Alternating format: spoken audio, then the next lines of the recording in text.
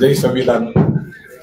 आज पुणे येथील पत्रकार परिषदेमध्ये अक्कलकोटला माझ्यावर जो खुनी हल्ला झाला त्याच्या संबंधामध्ये संभाजी ब्रिगेड आणि माझे सगळे सहकारी मित्र, पक्ष, संघटना यांच्या वतीने आम्ही आमची भूमिका मांडण्यासाठी इथं आलेलो आहे।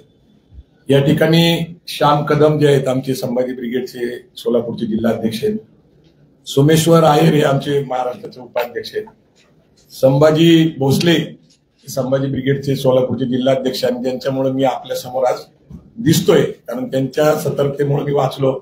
आमच्या ताई आहेत, सगळ्या महिला आघाडीच्या आहेत। मला प्रथम असं वाटतं की संभाजी भोसले यांनी अक्कलकोट पोलीस स्टेशनला आपली कंप्लेंट नोंदवलेली आहे आणि ते खास सोलापूरवरनं निघालेले आहेत आणि इथं आलेले आहेत।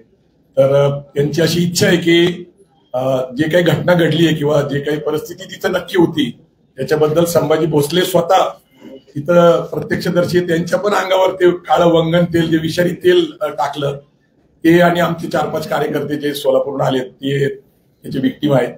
तर मला वाटतं पहिलं संभाजी बोलायला, मग मी माझं विस्ताराने बोलायला।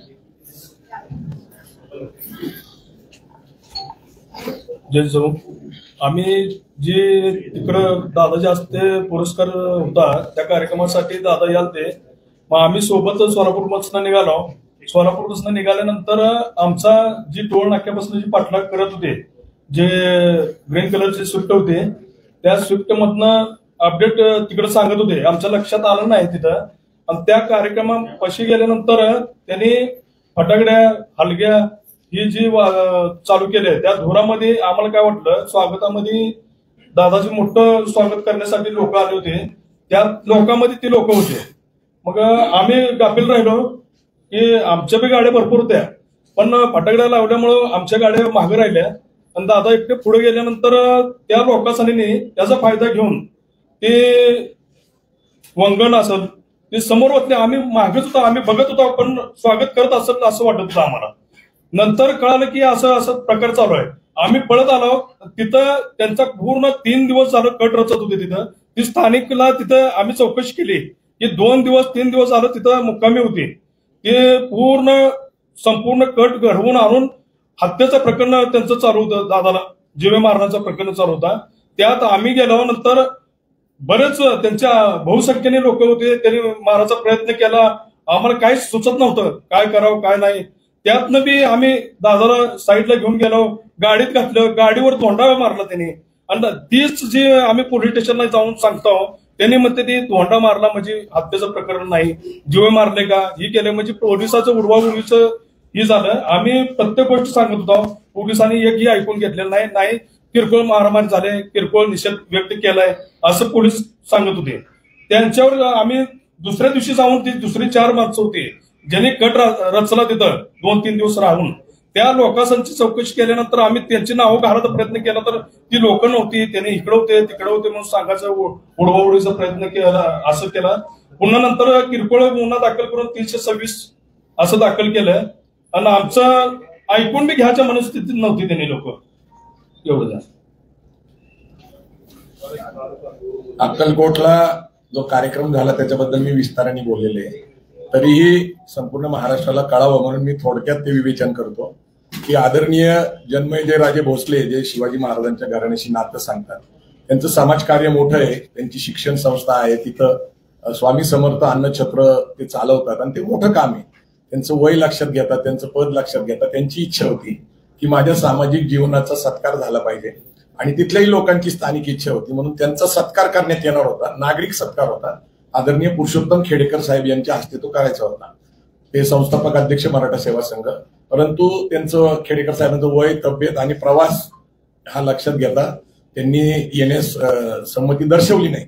मग सकल मराठा समाजाच्या लोकांनी संभाजी ब्रिगेडचे प्रदेशाध्यक्ष माझं स्वतःचं नाव घेऊन त्यांना महाराजांना सांगितलं की आपण यांना बोलावलं पाहिजे। महाराजांचे माझे जुने संबंध आहेत, स्नेही आहोत आम्ही, असंही नाही की माझा त्यांचा अलीकडचा परिचय। त्यांचा फोन आला, सातत्याने त्यांची विनंती होती, त्यांनी व्हॉट्सअपवर विनंती केली आणि त्यांचं वय, त्यांचा आदर लक्षात घेता हा माझा स्वतःचा एक सन्मान आहे की एवढ्या मोठ्या सामाजिक काम करणाऱ्या राजाचा सत्कार आपल्या हस्ते होतोय। आणि मग मी त्या ठिकाणी गेलो. माझं कुटुंब बरोबर होतं, कारण आता स्वामी समर्थांच्या बाबतीत आपल्या सगळ्यांना धार्मिक भावना आहेत किंवा श्रद्धा आहे. माझी मिसेस पण गाडीमध्ये बरोबर होती आणि सहकुटुंब गेलो. जाचपर्यंत कुठलीही कल्पना नाही.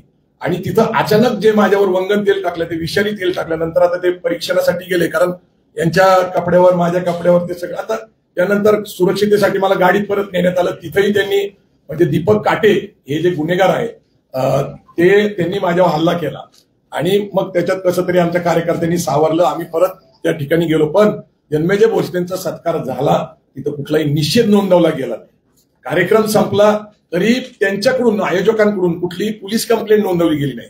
आणि या परिस्थितीमध्ये तिथं आम्ही 4-5 तास होतो. मग आम्ही सोलापूरला पोहोचलो. पण दुसरी गोष्ट अशी आहे की ही घटना घडत असताना भारतीय जनता पार्टीच्या PR एजन्सीने संपूर्ण व्हिडिओ रेकॉर्डिंग करून बातमी व्हायरल केली. याचा अर्थ काय घ्यायचा? आता सगळ्यात महत्वाचा मुद्दा जे आहे ते सगळं तुम्हाला माहिती आहे. मी तुमच्या पुढे जिवंत आहे, ही समाजाची जे माझ्यावर प्रेम आहे, विश्वास आहे. आता महत्वाचा मुद्दा असा आहे की माझ्याकडे एक मुद्दा असा आहे की दीपक काटे यांचं क्रिमिनल बॅकग्राऊंड आहे. आता हे क्रिमिनल बॅकग्राऊंड स्वतःच्या भावाच्या खुनापासून त्यांनी शिक्षा भोगलेली आहे. जवळपास त्यांच्यावर खंडणीपासून अनेक गंभीर गुन्हे. तरीही त्यांना भारतीय जनता पार्टीच्या युवा मोर्चाचं सरचिटणीस पद दिलेलं आहे. आणि मुख्यतः बावनकुळे हे प्रदेशाध्यक्ष असताना सातत्याने त्यांच्याबरोबर दीपक काटे दिसलेले. पण एक मुद्दा असा आहे अलीकडचा, जो 2025 या वर्षाचा आहे. त्यांच्याकडे 2 पिस्तूल आणि 28 काडतूस सापडल्यानंतर त्यांना अटक झाली. आणि अटक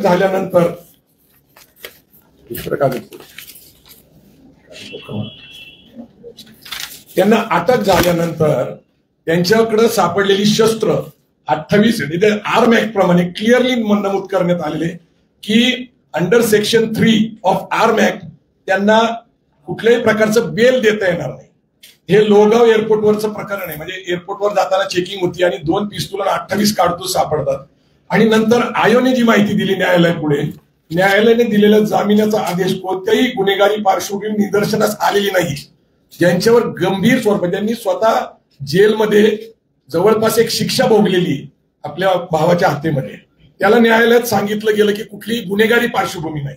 संबंधित तपास अधिकारी आयोग आपल्या कर्तव्य कचोरी केलेली आहे. न्यायालयासमोर दीपक काटेचे गंभीर गुन्हेगारी पार्श्वभूमी समोर आणली गेली नाही. ती जर मांडली गेली असती तर कदाचित आज दीपक काटे हे जामिनावर सुटले नसते. ज्या आरोपीला मोका लावणं गरजेचं आहे आणि जेरेबंद करायला गरजेचं आहे, तर त्यांना मुक्त सोडलं गेलं. ते आत्ता सोडलेलं आहे. आणि मुक्त सोडल्यानंतर त्यांनी हा जो गंभीर स्वरूपाचा गुन्हा केला, हे त्यांच्यावर एक जबाबदारी दिली. दीपक काटे इज अन इन्स्ट्रुमेंट. पण ही व्यक्ती कोण आहे, तर आपण आता तुमच्याच माध्यमातून जे व्हिडिओ आहेत, मी तुम्हाला वचन देतो माननीय फडणवीसजी, मी आजपर्यंत सारे नेते सर्वांना ओळखता, सर्वांचा लाभ घेत नाही. वेगळे इच्छा नाही. काटेजी आपण चांगलं काम करा. तुम्हाला देवेंद्रची गरज वाटेल तेव्हा देवेंद्रजी, माझी गरज वाटेल तेव्हा माझी, हर्षवर्धन पाटील साहेबांची गरज वाटेल हर्षवर्धन पाटीलजी, राहुल आहेर, आम्ही सारी टीम, माननीय आपले सचिन तेंडुलकर बसले तिकडे, पडळकर, काही काळजी करू नका. तुमच्याच भाषेतले तुमच्या त्याच्यातले पडळकर आहेत, काही काळजी करायची नाही. मी तुम्हाला वचन देतो शिवजनता कार्यकर्त्यांना, तुम्ही ज्या अपेक्षेने, ज्या आशेने जी लढाई लढण्याकरता, जी लढाई